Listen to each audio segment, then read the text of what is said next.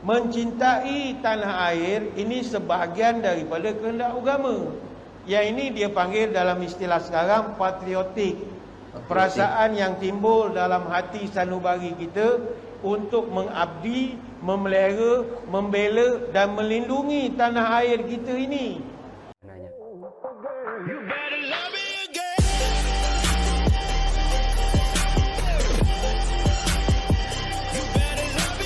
Assalamualaikum warahmatullahi ta'ala wabarakatuh. Jumpa lagi dengan saya Cak Opek dalam program Ngaber, yaitu ngaji bareng. Dan alhamdulillah pada kesempatan kali ini kita akan ngaji bareng sesuai dengan yang ada di thumbnail ya, kepada Ustadz Badlisah ya. Di sini kita akan ngaji kepada beliau. Di sini kayaknya ada ceramah beliau yang membuat saya penasaran ya, dengan tajuk ceramah terpaling padu oleh Ustadz Badlisah. Konfer tak mengantuk kalau tengok.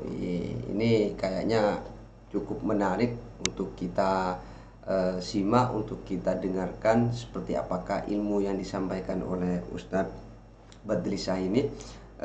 Makanya kita persiapkan dulu seperti biasa bagi teman-teman yang mau ngaji kepada saya. Jangan lupa buka mata, buka telinga, dan buka hati. Bismillahirrahmanirrahim. Don't go anywhere, stay here and check it out. Tazkirah. Yang belum subscribe, di subscribe ya teman-teman ya. Assalamualaikum warahmatullahi wabarakatuh. Waalaikumsalam warahmatullahi ta'ala wabarakatuh. Bismillahirrahmanirrahim. Alhamdulillahi hamdan katsiran tayyiban mubarakan fihi kama yanbaghi li jalali wajhika wa li 'azimi sultanik. Allahumma salli ala sayyidina Muhammadin abdika wa rasulika nabiyil ummi wa ala alihi wa sahbihi wa sallim. Nawaitu ta'alluma wa ta'lim wa tazakkura wa tazkir wal naf'a wal intifa' wal ifadah wal istifadah wal hasa ala tamassuki bi kitabillah wa sunnati rasulih wa du'a ilal huda wa dalalah alal khair ibtigha'a wajhillah wa mardatihi wa qurbihi wa sawabihi lillahi ta'ala.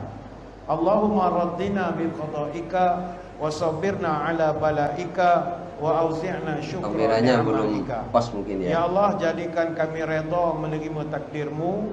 Jadikan kami sabar menerima ujianmu, dan bimbinglah kami untuk sentiasa syukur kepada nikmat-Mu. Terima kasih yang berusaha Tuan Pengacara Majlis. Yang saya hormati Datuk Zurihan bin Yusof, Ketua UMNO bahagian Kuala Langat. Yang saya hormati juga pimpinan-pimpinan UMNO bahagian Kuala Langat, ahli jawatan kuasa, ketua-ketua cawangan, wanita, pemuda, puteri, seterusnya tuan-tuan guru, para alim ulama, para habaib, muslimin, muslimat, hadirin hadirat, tuan-tuan, puan-puan, moga-moga dirahmati Allah sekalian. Amin. Pada malam ini insya-Allah saya diminta menyampaikan satu tajuk moga-moga bermanfaat, iaitu tamadun dan kepimpinan Islam di alam Melayu.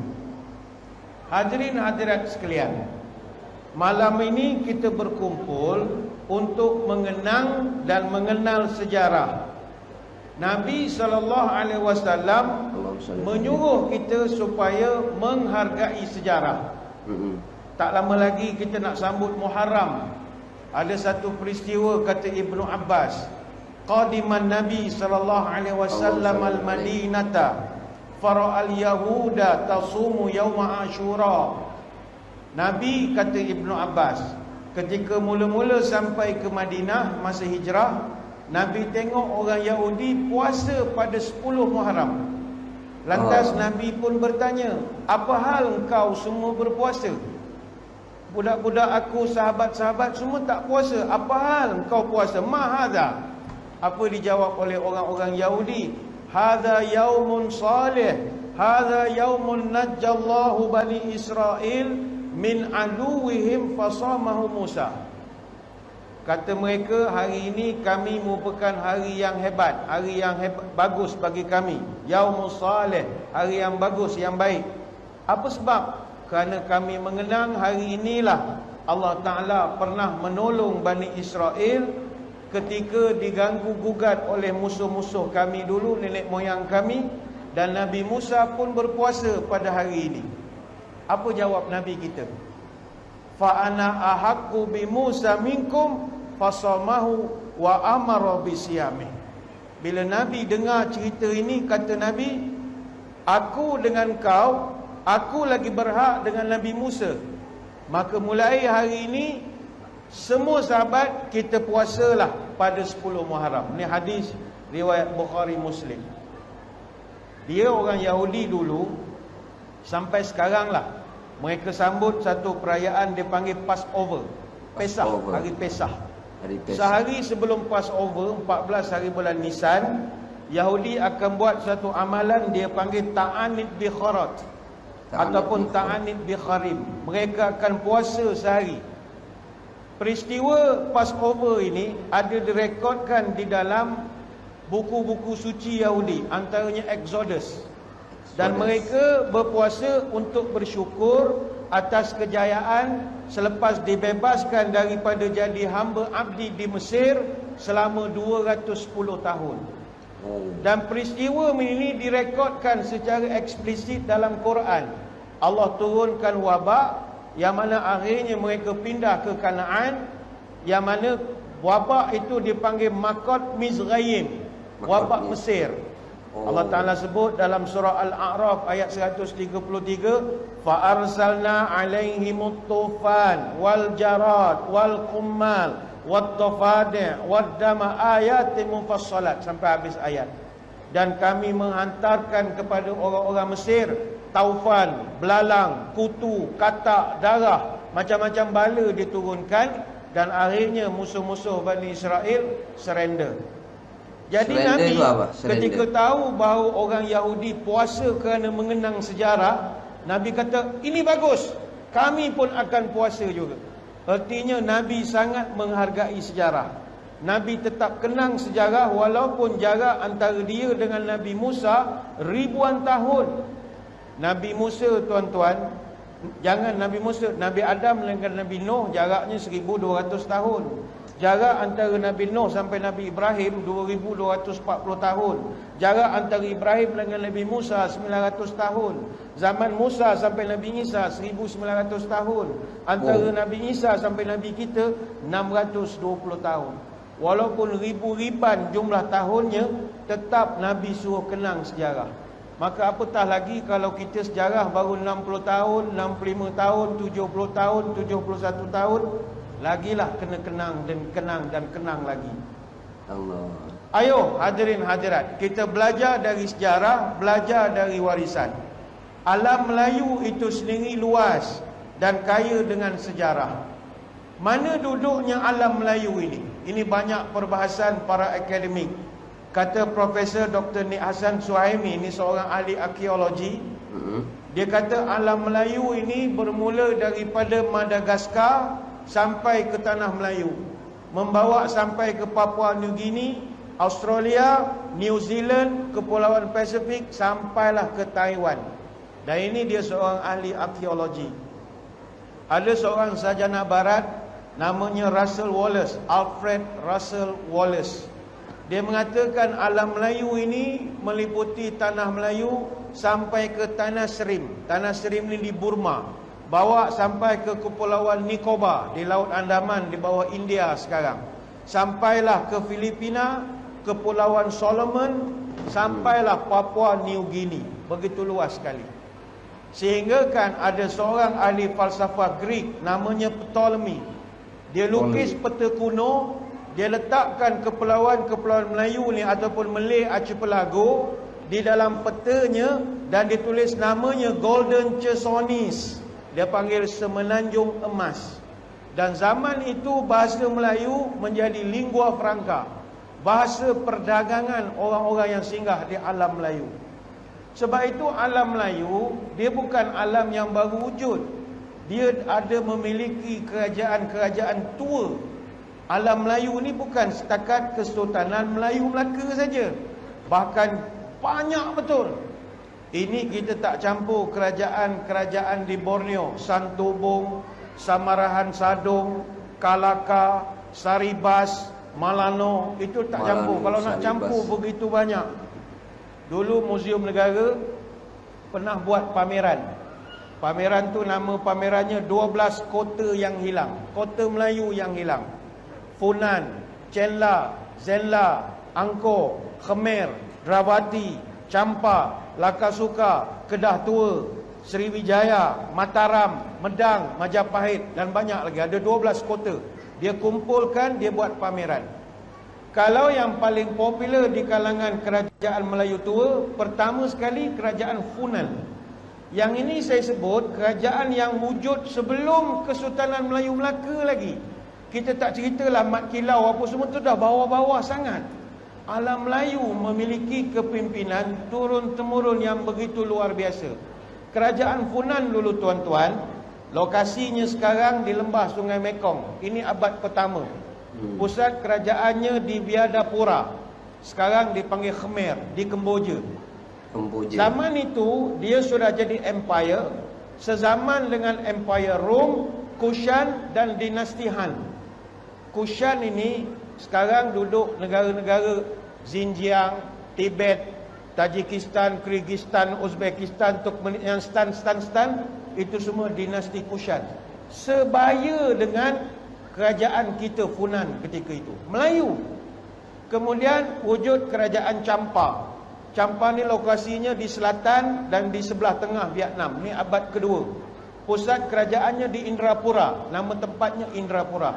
Ada beberapa lah ibu negara yang popular Indrapura. Kemudian datang pula kerajaan Kedah Tua. Lokasinya di Sungai Mas dengan di Sungai Bujang. Ini abad kelima. Pusatnya di Pengkalan Bujang. Sampai sekarang masih ada lagi arkeologinya. Kemudian datang kerajaan Gangga Negara. Lokasi ini di bahagian barat tengah di tanah Melayu ini. Ini abad ke-6. Pusat kerajaannya di Pangkalan. Katanya di Broas, di Perak, apa semua itu. Kemudian datang pula kerajaan Sriwijaya. Sriwijaya ini di Sumatera, di lembah, di Sungai Musi di Sumatera. Ini abad ke-7. Pusatnya di Palembang. Kemudian datang kerajaan Angkor. Angkor ini di lembah Sungai Mekong. Ini abad ke-9. Pada abad ini, kerajaan Champa, Sriwijaya, Angkor, dia sezaman dengan kerajaan Abbasiyah. Sezaman dengan kerajaan Byzantin, dinasti Tang dan kerajaan Chola. Sezaman ketika itu. Kemudian datang kerajaan Mojopahit atau Majapahit. Lokasinya di Jawa Timur, abad ke-13. Pada abad ke-14, Champa, Angkor, Majapahit sudah sezaman dan setaraf dengan Empire Mongol, Turki Uthmaniyah dan Kesultanan Delhi. Lepas pada itu barulah munculnya kerajaan Melakanya, Aceh dan macam-macam lagi. Timbul pertanyaan, kenapa cerita kerajaan-kerajaan tua orang Melayu ini tidak popular? Jawapannya kerana ceritanya disorok oleh penjajah. Penjajah dia sorokkan segala cerita ini. Antara kerja penjajah, bila jajah negara orang, dia padam sejarah. Dia tak nak bangsa yang dia jajah rasa hebat. Dia nak supaya kita rasa bodoh sampai mati. Dia tak nak bagi kita agung-agung sejarah lampau. Sebab itu dia datang pertama sekali dia ambil manuskrip, buku-buku. Tuan-tuan kalau nak baca buku sejarah, pergi mana sekarang? Muzium Negara? Perpustakaan Negara? Jawapannya tidak. Kalau tuan-tuan nak tahu sejarah, tuan-tuan kena pergi British Library. Di mana? Di London. Tuan-tuan kena pergi Muzium Topkapi di Istanbul. Tuan-tuan kena pergi Muzium Leiden di Belanda. Tuan-tuan kena pergi ke Portugal. Kerana semua manuskrip, ribuan manuskrip kita, catatan-catatan kita, kanun bertulis, sejarah Melayu, hatta hikayat Hang Tuah, surat menyurat daripada Sultan Melayu kepada pembesar luar, semua simpan di London. Nama-nama tok penghulu setiap mukim, berapa gaji Mat Kilau, berapa gaji tok Gajah, semua disimpan di sana. Why? Dia tak nak kita tahu kita pandai mengurus dan mentadbir. Alhamdulillah, sejak bila cerita Mat Kilau ni ada dah minat dah sikit nak sejarah ni. Adalah sedikit, baru nak bangga. Itu pun adalah orang mengutuk-ngutuk sikit atas, sudah sibuk lah kau orang Melayu. Kau Melayu pun kau ni kerja malas. Kita tak boleh ubah sejarah. Tetapi kita nak sedarkan masyarakat, nenek moyang kau bukan beranak tepi longkang. Nenek moyang kau keluarga memerintah. tetapi cerita itu tak disebar luaskan. Sebab itu hadirin hadirat, sejarah Pentingnya membantu sejarah, kita kenal asal-usul satu perkara. Orang yang kenal asal-usul, dia akan ada guru dalam kehidupan. Dan bagi kita hari ini, kalau nak mengenal sejarah warisan nenek moyang, kita tengok peninggalan orang dahulu. Kita tengok tulisan, ada diary, ada surat menyurat, ada geran tanah, ada prasasti, ada batu bersurat, ada naskah-naskah kuno. Dengan kita melihat, kita tahu nenek moyang kita cerdik. Tapi tak dapat melengok sebab disimpan di London. Begitu juga yang kita boleh tengok bangunan, candi, benteng, kubur, makam, masjid, istana, keraton. Itu lambang nenek moyang kita. Kita tengok benda-benda macam fosil, artifak, patung-patung, peralatan zaman dulu. Kita lihat karya-karya seni, tarian tradisional, cerita-cerita rakyat, lagu-lagu daerah, seni-seni pertunjukan. Ini semua menjadikan kita faham, nenek moyang aku ada tamadun. Bukannya duduk dalam hutan, tidak. Sebab itulah bukan manusia purba ya. Kita tengok anak-anak muda sekarang semakin minat dengan sejarah. Mewarisi sejarah adalah satu yang dipanggil reliving the experience of other people. Kita hidupkan kembali pengalaman orang dulu. Supaya kita nak pergi ke depan, jangan lupa pandang ke belakang. Saya sering buat perumpamaan, sejarah ni macam kita bawa kereta. Tuan-tuan pecut kereta 120 km sejam. Betapa laju pun kereta ke depan, jangan lupa pandang cermin belakang. Mungkin ada kereta nak memotong, kita tak perasan. Sama macam dalam kehidupan, nak laju ke depan silakan, tapi jangan lupa pandang sejarah. Sejarah boleh mengelakkan kita dari melakukan beberapa kesilapan, terutamanya kesilapan-kesilapan yang bodoh yang pernah dibuat oleh nenek moyang kita, tak nak diulang balik. Sebagai contoh, 3 Mac 1946 berlaku pembantaian revolusi sosial Sumatera Timur. Penghapusan secara total seluruh Kesultanan Melayu di Sumatera, di Langkat, Deli, Serdang, Asahan, Batu Bara, Kota Pinang, Kuala Lidung, Simalungun dan juga kerajaan-kerajaan di Tanah Tinggi Karo. Semua raja dibunuh. Bila kita belajar sejarah, jangan ulang lagi. Selepas penghampusan secara total Kesultanan Melayu di Sumatera, beberapa bulan kemudian UMNO ditubuhkan.